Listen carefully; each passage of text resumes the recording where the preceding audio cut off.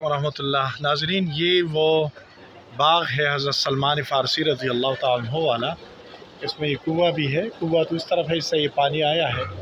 تو حضرت سلمان فارسی رضی اللہ عنہ والا مشہور قصہ، جو ایک یہودی نے شرط لگائی تھی، اس میں سے ایک باغ لگانے کا کہا تھا، تو یہ علاقہ ہے وہ، یہ باغ ہے وہ۔ کھجوریں تو خیر اگتی اور ختم ہوتی ہوں گی، لیکن یہ حضرت سلمان فارسی رضی اللہ تعالیٰ عنہ والا مشہور باغ ہے۔ یہ مدینہ منورہ میں اب بھی موجود ہے ماشاءاللہ۔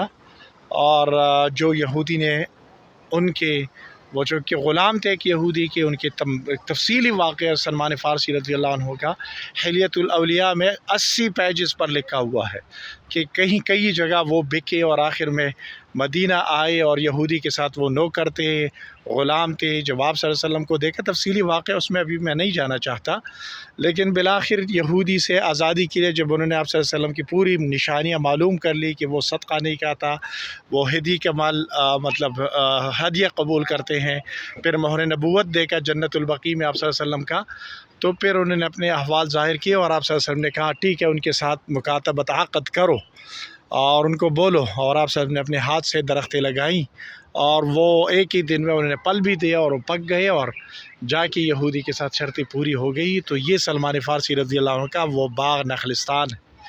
یہاں آگے وہ کنواں بھی ہے جہاں سے پانی دیتے تھے، تو یہ وہ باغ ہے سلمان فارسی رضی اللہ تعالیٰ عنہ والا۔ ماشاءاللہ ماشاءاللہ ماشاءاللہ، کیا بات ہے بھائی۔ یہاں کی کھجوری بھی بہت مشہور ہے، اور بہت اس کا ایک ماشاءاللہ خوبصورت باغ ہے۔ اس کی کھجوری، اس کی آجوا، اس کی باقی کھجوری وہ بہت زیادہ مشہور ہے ماشاءاللہ۔ تو تھوڑا سا آپ کو اس کا زیارت کرانا مقصود تھا۔ اللہ تعالی ہمیں بھی ایسا ایمان نصیب فرمائے، اس کی حلاوت ہمیں بھی نصیب فرمائے، اور ان کے نقش قدم پر ہمیں چلنے کی توفیق عطا فرمائے۔